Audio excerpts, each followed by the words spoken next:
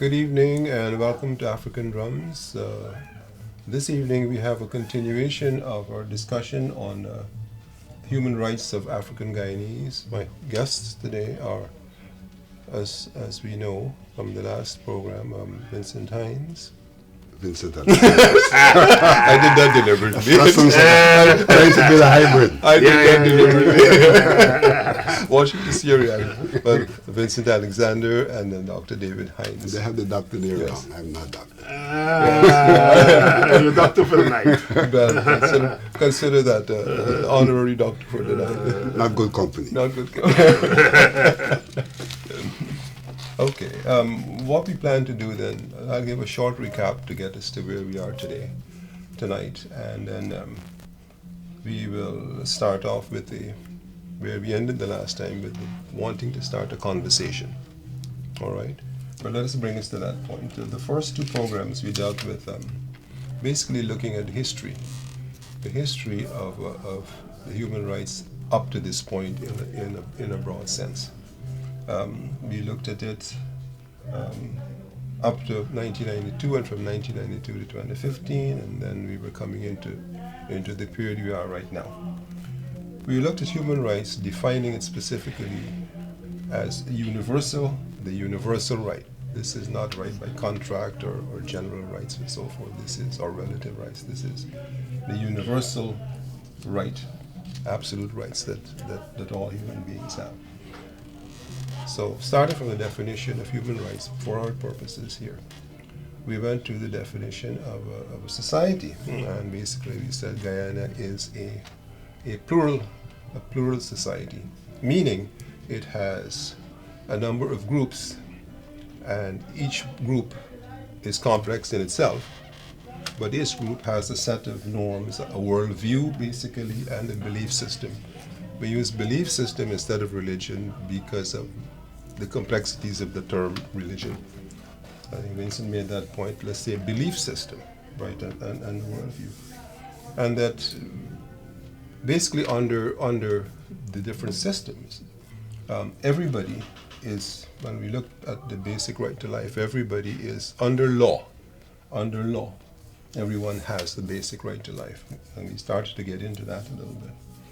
We also said that the role of the government is to enforce the law, right? It's not to pick sides, or it's to enforce the law.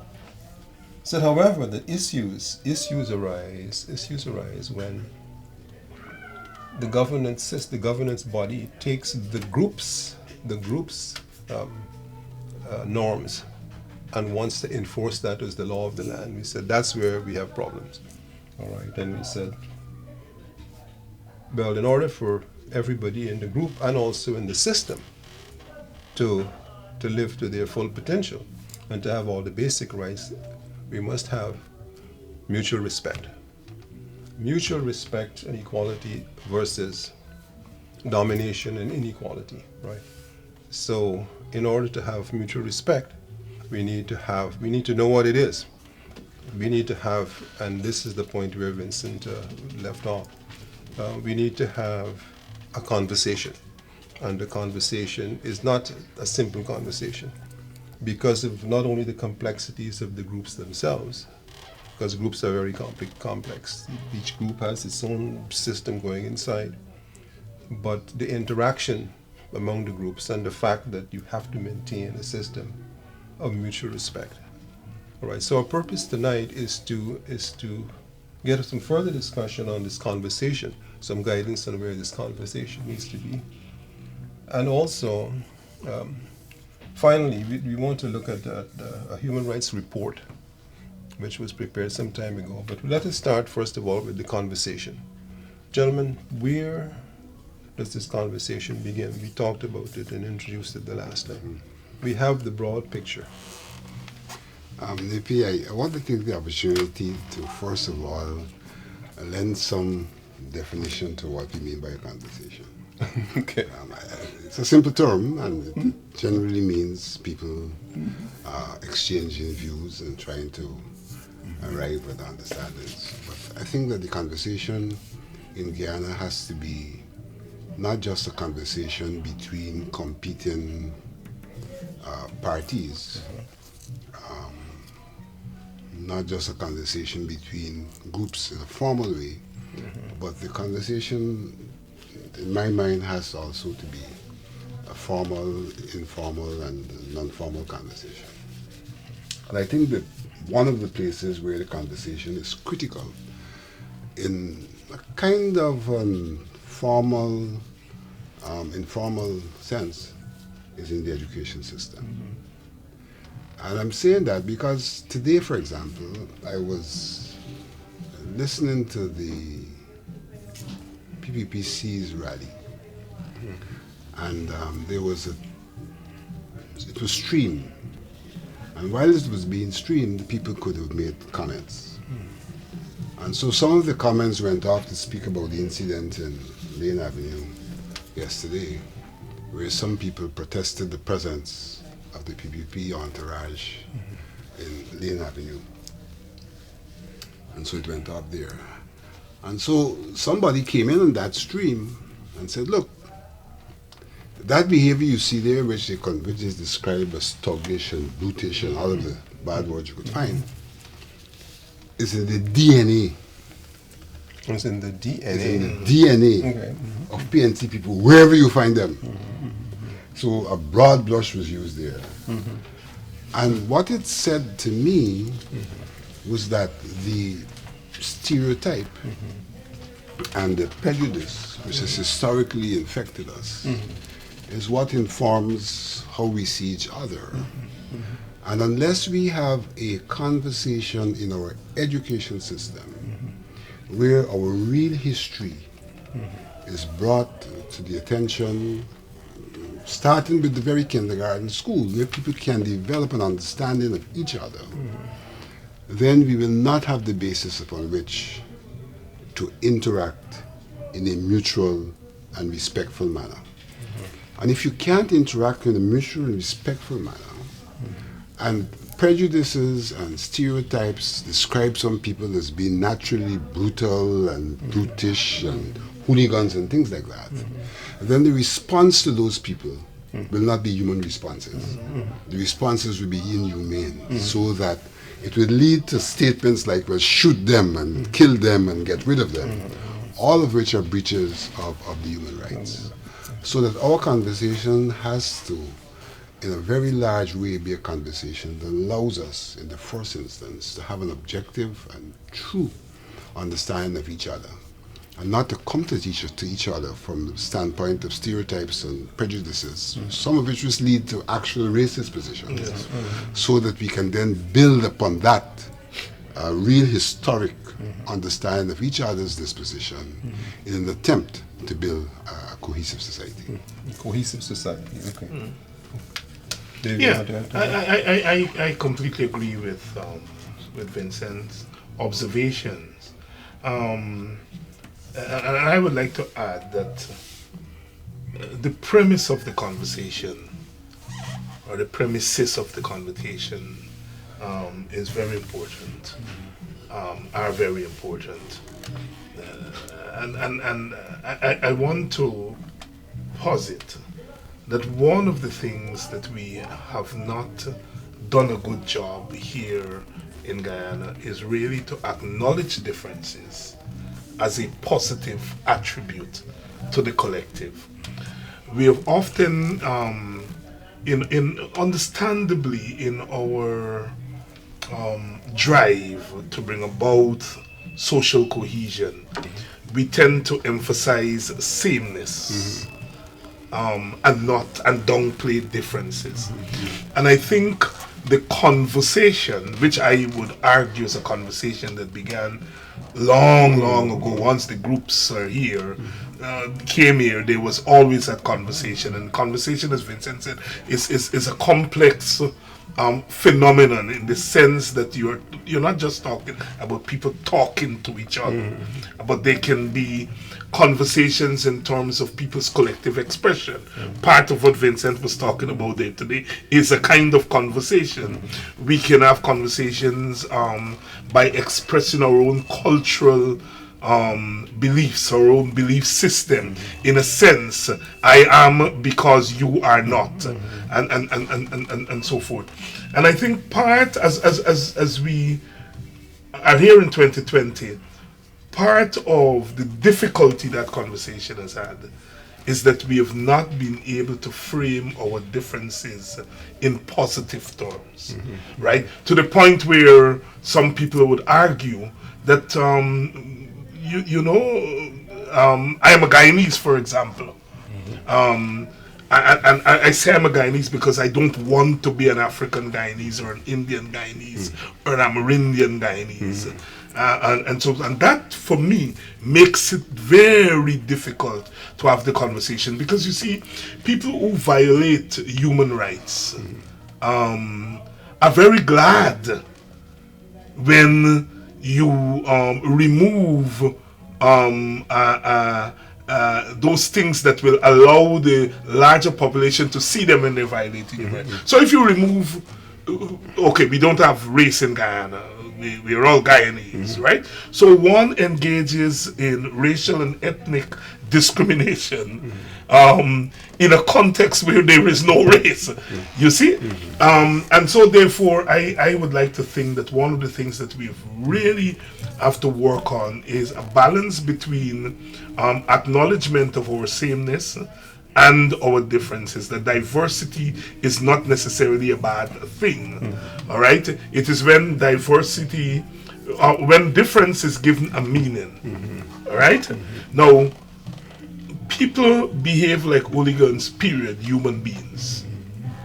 But if you give a certain meaning to that behavior by a certain group, all right? What happens is that the other group gets to behave the same way, but you don't frame it as hooliganism because you've already given meaning to that kind of behavior on the part of one group. So I would argue for a reframing of the conversation, and perhaps this is an opportune time, because there are moments in the history of any society that you get an opportunity to do some things that you don't normally get an opportunity to do, right? So with the coming and stream of oil and gas, it raises the question again of inequality, social inequality, ethnic inequality. What kind of Guyana do we want in the new dispensation that's coming? And I'm positing that it's an opportune moment to raise anew the question of our existing together here as equal human beings. You know, you can have unity without equality. Unity of unequals, right? But if unity is going to mean anything, it has to be premised on equality, and if we can get to the point where our education system, right, is grounded within the context of this conversation. You know, years ago I did an interview with Tim Hector, Antiguan, former Antiguan freedom fighter and leftist politician. You know, and he said, our education system in the Caribbean has undergone change. We can't deny that, in a sense that we're now reading books written by Caribbean people. We're studying the Caribbean. We said one of the things that we still have to do in our education system is to change our perspective. So in many regards, the content of the education has changed, but the perspective has not changed, right? And I make that observation to say that if we envisage an education system that is grounded in the realities of Guyana, then we are better able, and I'm being very careful because I'm sitting next to an education specialist and someone who spent almost his entire life in that sector. But if we ground our conception of what we want out of education system within the realities, the social and economic and ethnic realities of Guyana, I think we'll go far. And I'm saying that not to say it wasn't done before. In the first years of independence, I think the first decade of independence, decade and a half, I think that is what the leadership of that moment, the Burnham thing, was trying to do, to say, here we are creating this new society that takes cognizance of our reality. So part of the democratization of education by removing that elite status of a Queen's College and a bishops and so on was really, to my mind, all right, aimed at social inequality, all right, and so and now I think that we have to begin to talk, in addition to social inequality, to ethnic inequality, and in a sense, gear our education system in that direction. Wasn't that part of the time also when all religions got sort of religious equality? Because that is when Hinduism got their national holiday, and Muslims got their consistent now with what the Christians had for decades, but they didn't have. And so that was a time when all of this happened. Yes, during that Burnham era. And this is why I'm a little concerned that, but I'm glad you quoted it, that we have to not start the conversation. We have to change the we have to engage. We have to reframe the conversation and re-engage in certain aspects of it, because this conversation started. And what some people, I think, are doing, have forgotten those things, and they're trying to go back to even before and do things in there. But this is quite interesting, because the belief system is what people appeal to, right? And as opposed to religion, we're not everyone belief system, because that gives a lot of flexibility, right? You could incorporate a lot of things in the belief system, but so we're not starting this anew. We are just reframing it and making it relevant now, because I find it difficult to believe that the people who are saying this, right, because some of these people came through the same system that gave them religious equality, right?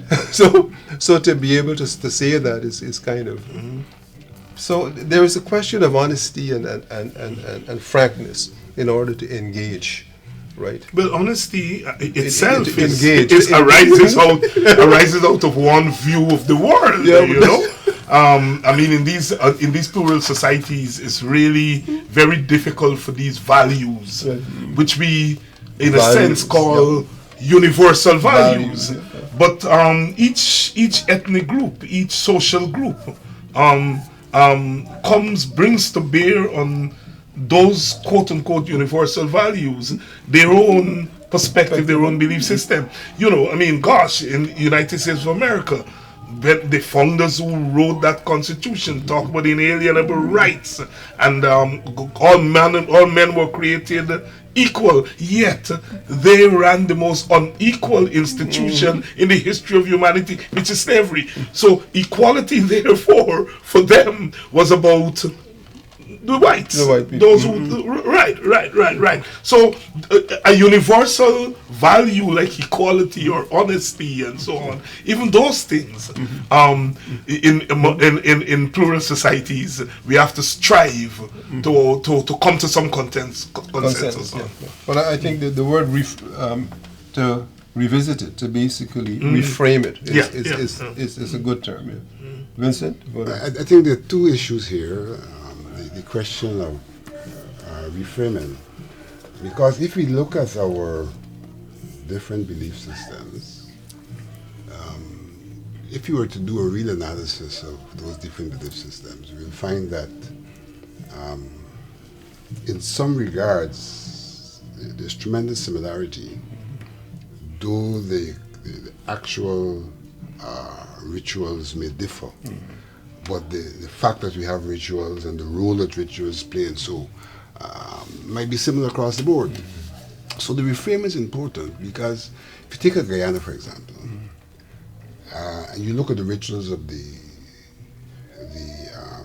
Christian religion, which everyone seems to accept, And then you look at the rituals of the Hindu, and there are those who are very critical about those rituals. And we had a situation recently where one Guyanese referred to certain things happening as a part of those rituals, and that wasn't a kind comment at all. And then you look at the African Guyanese community, and you look at the mythical order and so, and their rituals. And you see that though all of these bodies have rituals, they don't all accept that the other ritual is playing a similar role to the ritual of their own rituals. And so it's an absence of understanding, it's an absence of respect, it's a consequence of probably being misled. And so the framing is very, very important, so that we can come to start at a point or continue from a point where we say, look, let's just explore truly who we are as different groups, because it's only that exploration that will allow us to be able to determine who we can be as a collective. And so the next point I want to make, and the term was raised already, was that nations are largely built around institutions. Nations are largely built around institutions. My first reference was to the education system, and that in itself is an institution. But there are many other institutions that nations would normally be built around, and in fact, if institutions aren't developed, it means that the process of nationhood is not taking place in the classical way in which it should take place. So let's take a Guyana. We already referred to the education system. What's another element? You have your health system.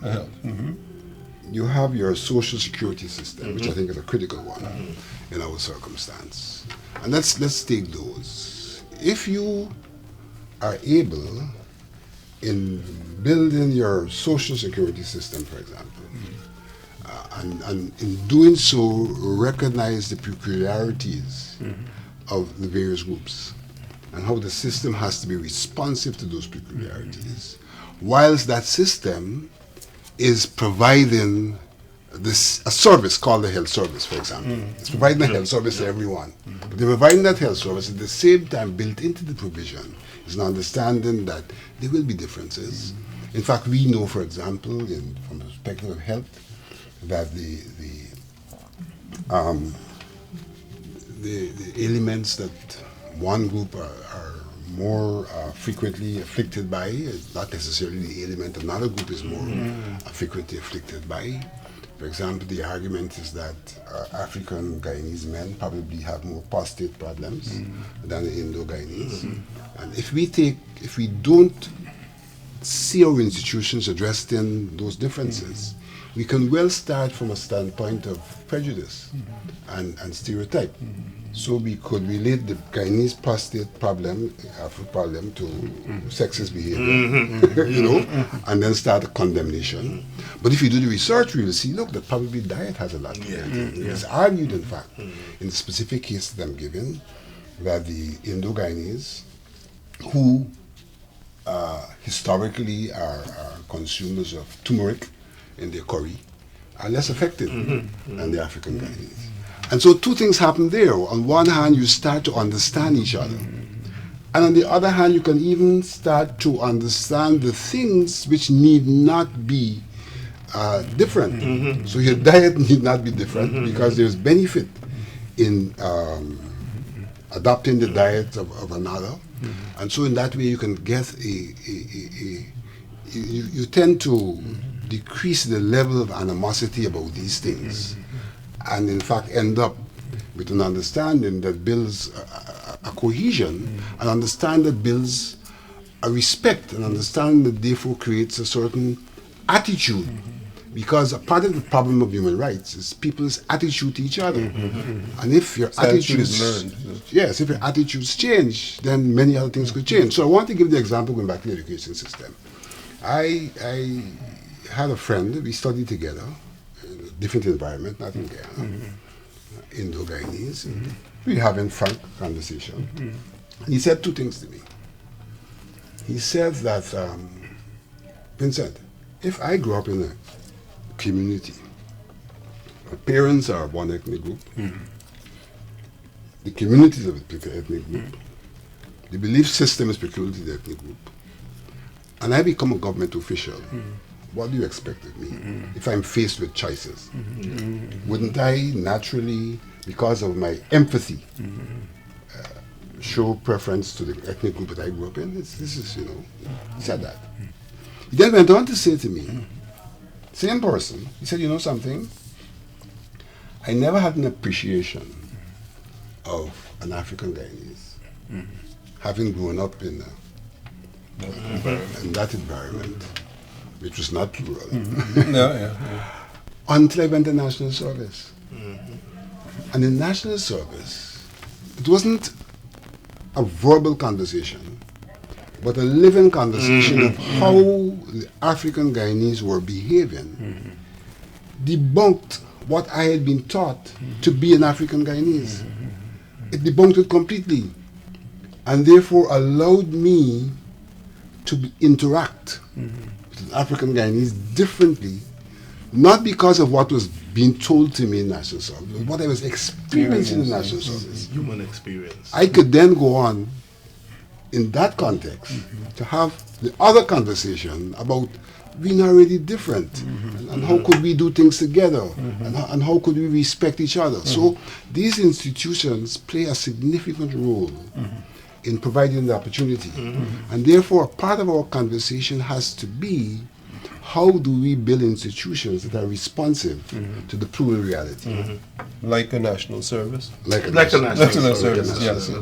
And almost any institution, the banking institutions, for example, you can talk about the same kind of situation with the banking institution, where the banking institution has to be responsive to the entrepreneurial non-experience or experience of the African Guyanese, as opposed to the entrepreneurial intent of the Indos. And how do you respond to both of those in a situation of equity? Okay, well, let's go back to one word caught my mind.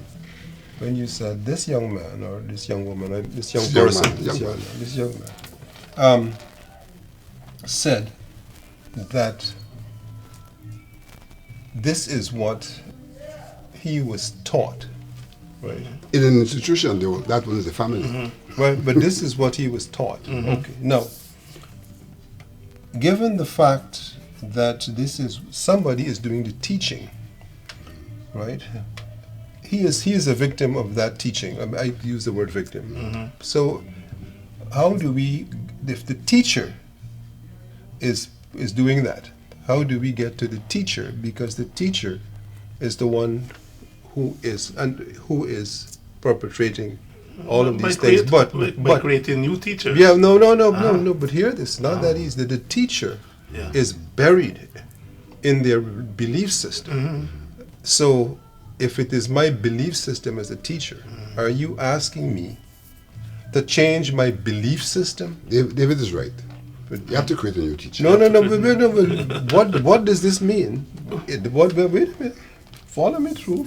I think I'm there. What this means that you have to get all of the people in the different groups, adults who have been buried in non-complementary systems, in adversarial systems, right? No, this is not accidentally. This is the deliberate choice that is now part of their blood system. And to get these individuals to stop teaching the things that they've been teaching, so that you will get the institution, give the institution a chance to learn. Now, some of this, I would say, has already taken place, right? Because of the national service that the same young man is, he came out of that through the same system that you were talking about, right? So others can come out of, or have already come out of it, but are part of a group now which does not allow them to practice what they know. And this is what I'm getting at, right? People know the right way, but because of other things, they do the wrong thing. But I would say this. Right. First of all, the people who are the current protagonists, probably we should call them the antagonists. Who are the current antagonists. I'm of the view that you're not going to get all of them to change. And therefore, those are people whom you have to deal with at the level of regulation and enforcement. Regulation and enforcement. So that has to be one operation. Is this part of the social security component? In various ways. In various ways, including social security. So you have to regulate those people and kind of constrain their opportunities to continue to do what they were doing. But at the same time, you have to grow a new generation. And I think that's where David was going. So that with your institutions, starting the education institutions, you start to grow a new generation. So over time, you have something completely qualitatively emerging that's different over time. And I think that is what is important. And the state here becomes, we've talked about the role of the state, becomes critical in this circumstance. Because the state has to find a way to give leadership in the process. Okay. So the establishment of the institutions becomes an obligation of the state that consciously seeks to use these institutions to create what we want to call the new Guyana man. The new Guyana. Okay, but that is a good ideal objective. But let us look at this practical scenario. You have the institution of the state producing the new Guyana man. And let's say national service is one element of it, right? You have to go through national service so you can have these interpersonal experiences. You also have simultaneously the individual belief system institutions, right? You have the Hindu colleges, you have the Muslim colleges, you have the religion, the Christian colleges, all of them teaching, not what you're teaching in the national service environment. They are teaching and reinforcing their own beliefs, which is something that they had for thousands of years, right? Now, do you really think, and this to me is part of it, do you think, I see what the government institutions will do, but does that replace the institutions that are teaching the things that? No. Okay, it doesn't. No. Okay, does it complement it? No, but how? What is it may complement in some regard. This is a side by side something that's happening here. Side by side. Because I am teaching my own stuff, and I want my people to know exactly, and then you are teaching them. All right. Remember we said in the earlier conversation that the levels at which we relate. Right. You can't interfere with the individual exercising his rights. Once the exercise of those rights does not interfere with the other person being able to exercise his or her right. So you have to respect the individual. You also have to respect the community. So you have the individual, you have the community. Right. So that you can go in at the individual level and at the community level and try to change people's operations. So you're not making a new man. You're having the same man function differently with respect. Let's take it gradually. Okay. So you have to. The state has a responsibility in the first instance to ensure the individual's rights are protected, and in protecting individual rights, you are in a sense restraining people who may want to impose on other people things that inhibit their rights. Right, okay. Then at the community level, and here's where you start looking at the institutions. So you're not going to interfere with people's church and all that. No, definitely. But what you're going to do when you get to the national level, you're going to have the kind of all-embracing environment which says, look, you have community rights, but your community rights have a cutoff point in terms of whether they interfere or not with the community rights, individual rights of others. And then you have the general conversation about things which are not peculiarly individual or community, that are national. There is where you have to be able to have a conversation which says, look, for the survival of us as a collective, individually, communally, we have to create this wider framework that facilitates the individual, the community, and commonality and mutuality beyond the individual and the community. Hence, an example would be the equal rights for religious holidays. Yeah, You can see that. Yes, yes. That is national, but it respects everything in a fundamental way. Right. And it's not just about the state enacting laws, because a lot of this is beyond laws.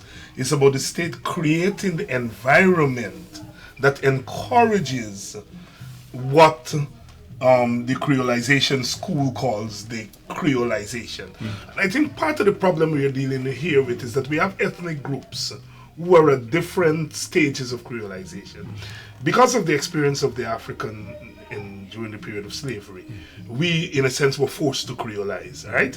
I mean, what we today call African Guyanese, Vincent has always made this point. As African people, we are not naturally united people, because we came here from different cultures. And in a sense, we became African when we got here. You know, starting on the Middle Passage, where the Métis on the ship become Mati, you know what I mean? You discover that there is something similar in our experience here and so forth. So that creolization of the Africans, first of all, started in terms of bringing together our different cultures that we came with from Africa. So we went through that stage of creolization, albeit in the face of bondage, because you're faced with bondage, you look for solidarity, right? And so in a sense, the African is ahead of the others in terms of creolization. And so sometimes we become impatient with other groups who themselves are slow to creolize. The conditions under which our Indo-Guyanese brothers and sisters came here, remember, they were given some religious liberty to some extent.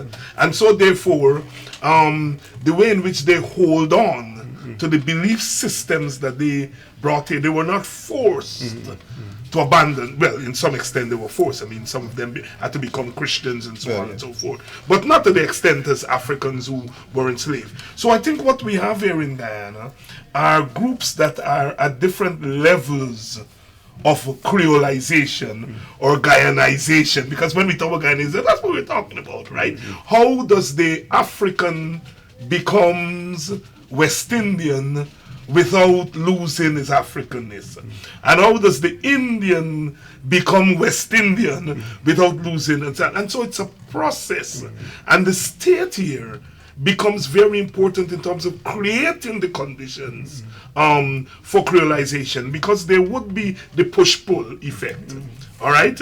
So you're being pushed to become West Indian, to become Guyanese, to become creolized. But you're also being pulled to remain true to your roots, right? And so therefore it is that dynamic that we are struggling here with. So even as we critique religions like Hinduism and so on, the Hinduism that we have here is really not the same Hinduism that they came with from India, you know? I like to say there is a way in which Hindus and Indian Muslims and Indian Christians find common ground in this Guyana, that if you were to take them to India, so it is the peculiarity of our situation. In the same way, those of us who can come from the Coromantee tribe, or come from the Yoruba tribe, or come from the Igbo, if you were to take us back to that world and take us back to where we were and so on before we left Africa, we would be in the same thing. So I think the issue here is the pace of creolization. And sometimes those of us who have had a longer history of it become impatient with those who have had a shorter history. And so it is the state which has to recognize that different. I think if I may criticize the post-colonial state in the Caribbean, not just Guyana, is that it assumed all of us were at the same place. All of us were ready to become Barbadians or Trinidadians or Guyanese. And I think I understand why that mistake. Because, you know, you want to seize the time. Independence is here. You want to create this new Caribbean man, this new guy, this man as quickly as possible. And in some senses, you did. You had some success in doing that, right? But if, as we reframe the conversation, I think we have to be cognizant that we are all not at the same place when it comes to this process of creolization. All right, I think David has made a very important point, and we should do some comparison to see the validity of his point. If you look at Trinidad and Tobago, which in terms of its demography is very similar to Guyana, you don't see the same level of antagonism between the groups. If you look at Suriname, which in terms of demography is even more like our society, the Javanese, the Hindustanis, and the Creoles, you don't see the same level. So that you start to see that there's some factor that is allowed for the integration in some places at a faster rate than in other places. One of the problems that we have had in Guyana from time to time is the way in which some of our institutions, and here I'm going to refer not to the state institutions, but to social institutions like political parties and so on. And, they play a key part. Have in fact, in their own drive to maintain some dominance, sought to slow up the process. So we have had a lot of literature in this country, some of which for some time in the 90s was very prevalent in Stabrook News, which criticized the process of creolization. And told people to maintain their purity. Maintain their purity. But this process of creolization, change the word if you want, is a natural process. But let me It is not a man-made process. Right. Once people interact in an environment, they're likely to share values and things like that. And so we have had that problem because we have had some resistance at the level of of institutions, which are not necessarily state institutions. And in instances, given that the people in charge of the state are the ones who, at their organizational level, resist, they then infect state institutions with their disposition. And so that then leads to the dominance which we were talking about in the past, the disrespect, and the racism. Well, so let me ask a very fundamental question. If creolization, is creolization the objective? Yes. Okay. Yes. And if, in It order is a natural course of things. Natural course of things. Yes. Now, that was just the lead up. So I wouldn't say it's the objective. No, it is a recognition that is where you're going to go anyway. Okay. What has become the objective is the forces that have attempted to slow up that process, which is a natural process. But let me ask that question. In order to creolize, you have to, and this is where the resistance is understandably, you have to destroy who you are. No. Wait a minute. Let me finish. Let me define destroy. Let me define destroy. All right. I have to change. Let's put it that way. I have to change. And I'm not saying it's good or bad. I'm saying in order for I would use the word evolve. I would use the word evolve. You would say evolve instead of change. Yes. Change seems to suggest a complete. But this is an evolution. So you're evolving. You evolve. And in the evolutionary process, you influence by who you were and continue in part to be who you were. Right. So the people that resist to this, right, do not want to evolve. No, they don't want to evolve. They don't want to evolve. They want to stay exactly as they are with everything. Right. And this is where the domination thing comes in. They will use any means in order to stay. Instead of engaging a natural process. No, but among African Guyanese, there is the view that we have evolved too fast. That in a sense we've creolized what you call African Guyanese. The Westerners. Yes, the Western influence.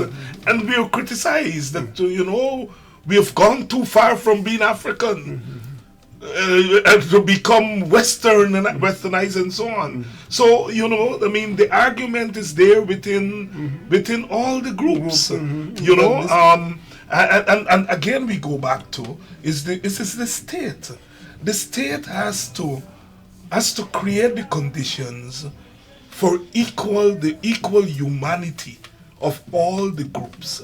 It's not an easy task when you have experienced the institution of slavery. You see, it is the institution of slavery that makes our situation difficult. But what the institution of slavery did is that it took away the humanity of one group, and in the process, it's created this hierarchy of humans, right? And in a sense, what we are doing here is that we are engaged in the repairing of what slavery did to the psyche of all ethnic groups, not just Africans and white people, but other ethnic groups that came and developed their own notions of what they came, saw, and heard, right? So this process here is a dynamic process, and it's a complex process because of the institution of slavery. But let me add one institution to the education, health, social security, the belief systems. Institutions that deal with belief systems, because there is a role to play, I think, if people from an official standpoint are made to understand what other belief systems are about.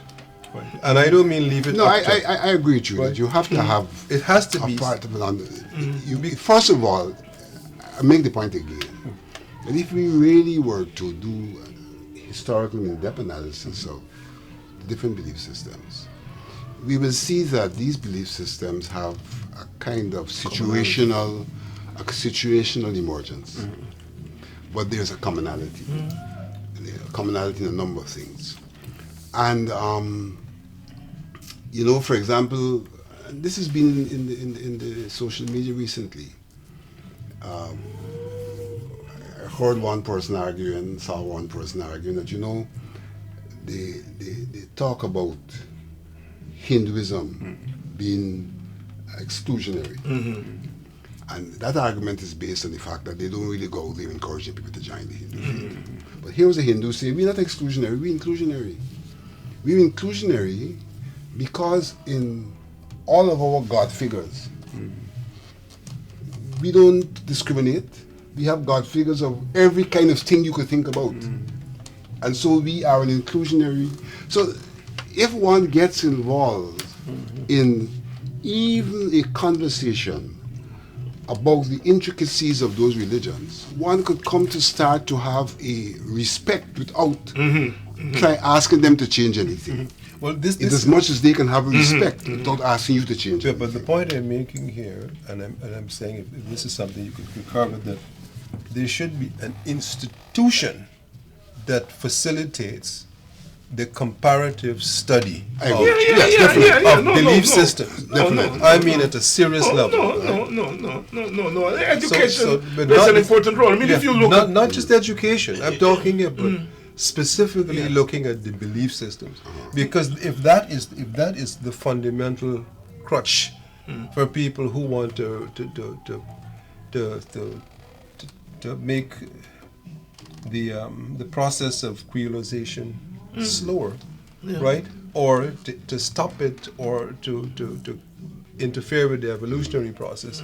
And if that is a key element, then there should be an institution focusing on that, because that is something. It's like the elephant in the room. The people do not want to talk about belief systems, but there should be an institution that compares all of them. I agree with you, and would say that in that process, one would not just look at the belief system, but the role it has played. Because even in belief systems, you have a myriad of interpretations, and therefore different operationalization of the system.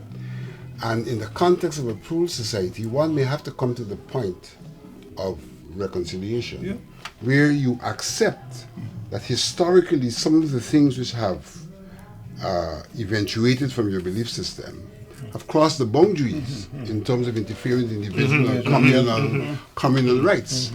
And therefore, one will have to go through that process. But isn't this evolution? This is the nature of evolution, right? When you wake up a morning and you say, you know, I was wrong. Yeah, but this has to be a conscious process. Yeah. Conscious exactly. process. Yeah. Where you sit and you say, but you know, really speaking, these are our beliefs, these are your beliefs. Our beliefs have been kind of misused sometimes, misinterpreted, and have caused what's unnecessary. Because at the end of the day, if you want to argue the case, we say we all have red blood, and then we can say we all have one God. Yeah. And you know, the walls of separation are an important consideration. As a practical example, I think the vast majority of Indian Guyanese or Amerindians, Chinese, Portuguese, don't have a sense of how the traditional African belief system manifests itself as religion. Because if you go to, as we have spoken off camera, if you go to an African banquet, which is a traditional African religious comfort ceremony, they invoke all the spirits. Chinese, Portuguese, European, African, Indian, and European. Right. But I bet the other ethnic groups don't know that. And here is where the whole question of education, and it's just not just formal education, but informal education comes in. Because if they know that, then they will begin to explore more our similarities in our belief system, and not just the differences, right? So the education, and like I said, it's not just the formal education, because the formal education can take you thus far, right?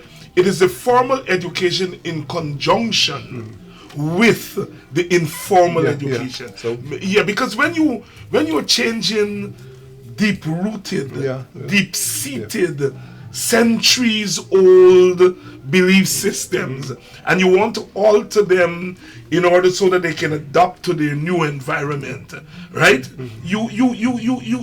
It's a slow process, and it has to come out of the communal. The communal consciousness, if you will, all right? So it's formal education, but also informal education. Yep. So the context of those, then, from what we're saying, would be institutions. That are institutions, government institutions. It's formally. One. And then informal institutions. Which could function as government organizations, but in an informal setting. Well, non-government, non-government, but accepted as a part of the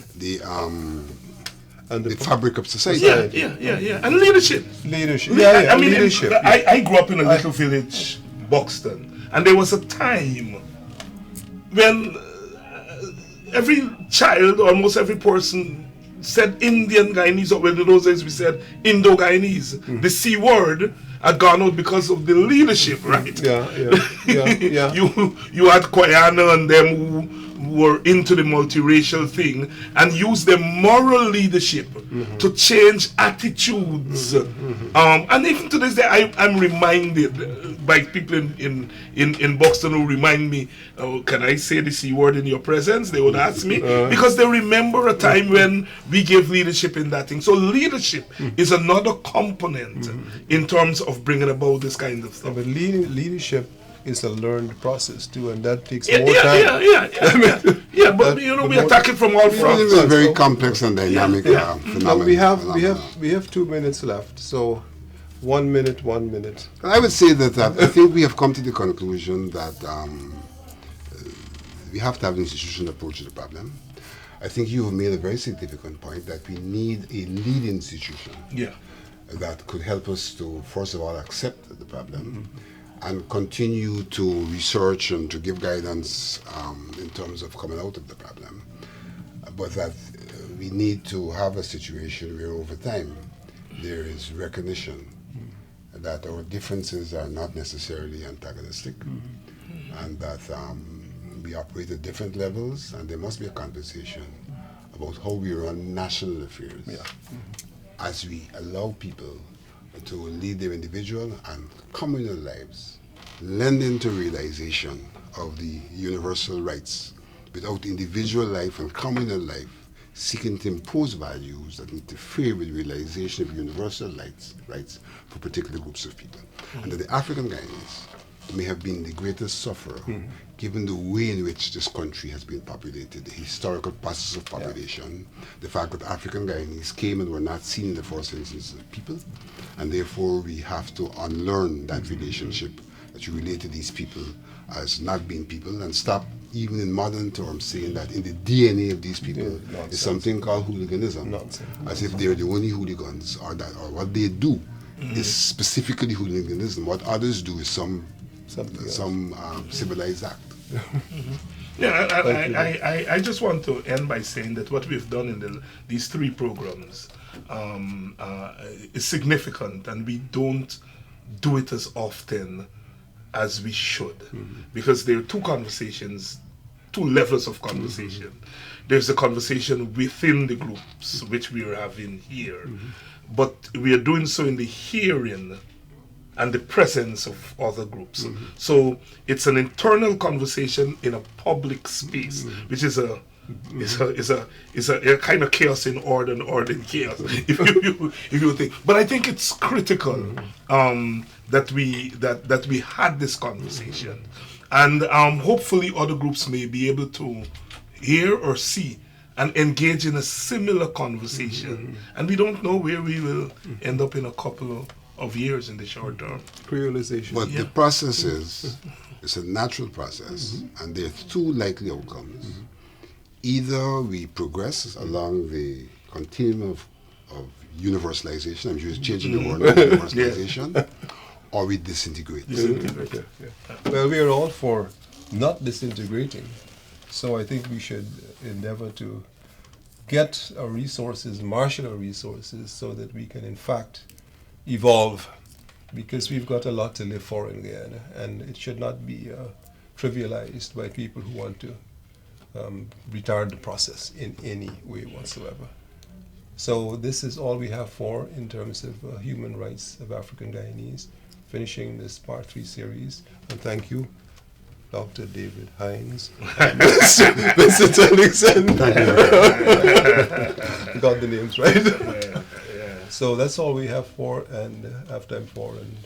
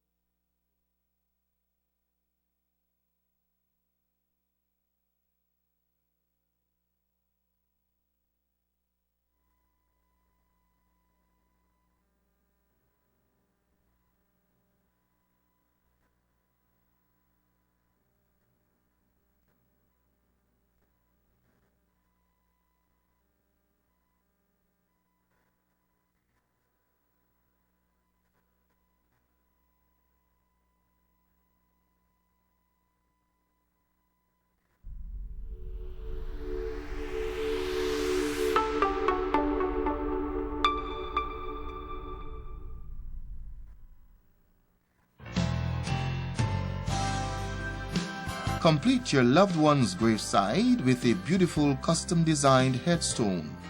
Our skilled staff can design headstones with photographs